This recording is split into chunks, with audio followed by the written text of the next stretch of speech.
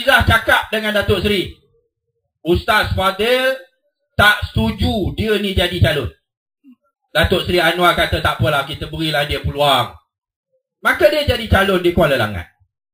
Bila dia jadi calon di Kuala Langat, setahun dua kemudian dia jadi ahli PKR. Bila dia jadi ahli PKR, dengan sendirinya keahlian dia dalam PAS gugur. Kerana dalam perlembagaan PAS, kamu masuk parti lain, keahlian kamu dalam PAS gugur. Ya?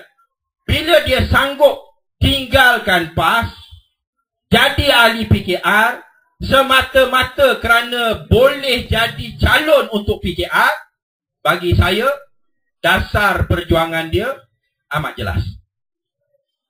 Dia tak ada prinsip. Dia tengok mana yang dia boleh ada tempat, ada kedudukan, boleh jadi calon, maka dia jadi ahli kepada PKR. Datuk Seri Anwar Ibrahim pun angkat dia. Ya? Mana-mana dia pergi, saya peguam Datuk Seri Anwar Ibrahim. Dia terpaksa bergantung kepada nama Datuk Seri Anwar Ibrahim supaya nak popular. Ya? Akhirnya dia bertanding 2008 Kulim Bandar Baru, dia menang. Sekarang ni dalam parlimen dia kata saya dulu berbohong. Saya diajar berbohong oleh Datuk Seri Anwar Ibrahim. Ya? Saya nak beritahu pada tuan-tuan lah kenapa Ustaz almarhum Ustaz Fadil Muhammad Noor tak nak terima dia sebagai calon bagi PAS. Apa kata Ustaz Fadil? Dia kata 10 benda dia cerita, 12 aku tak percaya. Itu dia. Kenapa? Kerana dia ni memang kaki putar belik. Memang pembohong. Ya? Sekarang ni dia kata dia diajar membohong oleh Anwar Ibrahim. Ya? Orang yang tolong dia dulu. Ya? Ni dia sibuk dalam parlimen, dia kata Tian Chua gigit tangan polis. Tian Chua nafi. Ya? Tapi yang jelas dia menggigit orang yang tolong dia dulu. Ya? Itu hakikat. Itu tak boleh orang nafi, ianya terbukti. Ya? Maka bila dia bawa, kalau UMNO bawa datang ke Kampung Baru, ya, tuan-tuan kena tahu dia ni siapa. Ya? Sekarang ini dia duk kata dia ahli PAS, bohong. PAS tak nak dia. PKR dah pecat dia. UMNO tak teringin nakkan dia. Ya? Ni Zulnordin. Dia hanya dapat hidup sebagai bebas untuk seketika. Lepas ni pilihan raya, tak ada orang yang akan letak dia sebagai calon. Ya? Kerana apa? Kerana cakap bohong. Kalau dia berprinsip lah, dia kata dia berbohong, dia menang pilihan raya kerana dia bohong, kerana dia patut dia letak jawatan. Apa dia saya dalam parlimen? He is a self-declared liar. Dia mengaku dia pembohong. Dalam parlimen ni orang kata orang yang berhormat, yang berhormat. Orang yang mengaku pembohong tak ada tempat dalam. Ya? Kerana tak ada kehormatan. Ya?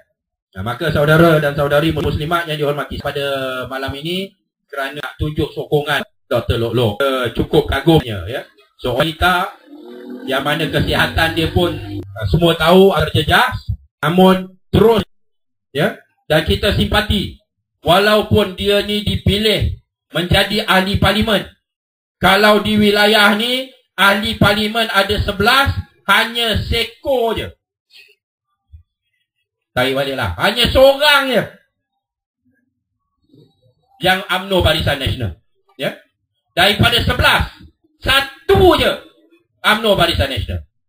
Tapi dia pilih dan dia lantik Datuk Bandar, langsung tak pandang pada kehendak rakyat yang memilih daripada UMNO Barisan Nasional. Dia tak hormat, dia tak ambil berat kehendak rakyat. Begitu juga bila dia nak tangani masalah Kampung Baru ni. Dr. Loh, wakil rakyat, ahli parlimen. Bila dia buat nak bintang Kampung Kampung Baru, langsung dia jemput, langsung diiktirafan hormatan. Kalau dia iktiraf, maknanya dia tak iktiraf rakyat di Kampung Baru. Kerana rakyat Kampung Baru lah yang pilih dia. Ya. Kalau dia tak beri penghormatan kepada Dr. Lok Lok, maknanya dia tak hormat rakyat di Kampung Baru. Dia nak jual, dia kata 40% daripada kawasan Kampung Baru ni dia nak beri pada orang bukan Melayu. Kita heran. Orang bukan Melayu tak ada minta pun. Teresa Kok tak minta. Lim Guan Eng tak minta. Ronnie Liu tak minta. Lim Kit Siang tak minta. Orang tak minta, dia terus nak beri. Lepas tu dia kata, kamilah yang memperjuangkan orang Melayu. Ya? Saya rasa tidak ada masalah. Kalau betul-betul kita hormat penduduk di Kampung Baru, kita bincang bersama dan kita bangunkan bersama tanah ini, kawasan ini dengan satu cara yang mana keuntungan dan manfaat daripada pembangunan ini tidak akan dinafikan kepada penduduk Kampung Baru di sini. Biar mereka mendapat hasil yang berpanjangan daripada projek yang dilaksanakan. Tapi UMNO macam itulah ya. Dia tak hormat kehendak rakyat. Ya, maka saya datang pada malam ini walaupun di Shah Alam ada program yang super dan saya kena tinggalkan tempat ini kerana hormat kepada wakil rakyat Titi Wangsa, Dr. Lok Lok, dan saya mengharapkan tuan-tuan dan puan-puan terus memberikan sokongan yang padu kepada beliau.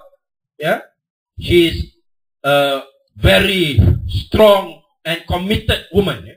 Dia seorang wanita yang kuat semangatnya, ya, yang begitu committed dengan cita-cita perjuangannya, ya. Dan kita kena berikan sokongan kepada dia walaupun UMNO Barisan Nasional ingin untuk mengenepikan dia, ya. Kita kena sokong, ya. Kerana selama ini memang dia buat tak ada kepentingan, ya. Wakil rakyat daripada Pakatan Rakyat walaupun jadi ahli parlimen ke, boleh jadi menteri besar ke dan sebagainya, kan, Datuk Seri Niza walaupun jadi menteri besar masih dari segi kekayaan ke kedudukan ekonomi masih macam tu, ya. Kita tidak mengumpul harta, ya. Kita tidak menyalahgunakan kedudukan, ya. Maka janganlah kita benarkan pemimpin-pemimpin yang benar-benar komited untuk membantu rakyat diketepikan, ya, oleh peruntukan ahli parlimen pun tak dapat, ya. Saya tahu, ya, Dr. Lok Lok, Dr. Maria, EPF dia orang pun dia keluar sebahagian daripadanya dia gunakan untuk perkhidmatan kepada rakyat, ya. Yang mana yang apa ni saya pun dah lupa dah, tabung mana, tabung A ke tabung B ke, 1 ke 2 ke, 2 dah sampai umur 50 tahun keluarkan dia guna untuk pusat khidmat dia. Peruntukan sebagai ahli parlimen, ketua bahagian UMNO yang dapat. Orang yang rakyat tolak diberikan 1 juta setahun. Apa yang dia buat dengan peruntukan itu langsung tak ada orang tahu, ya. Inilah masalah dia, ya. UMNO masih tak belajar lagi.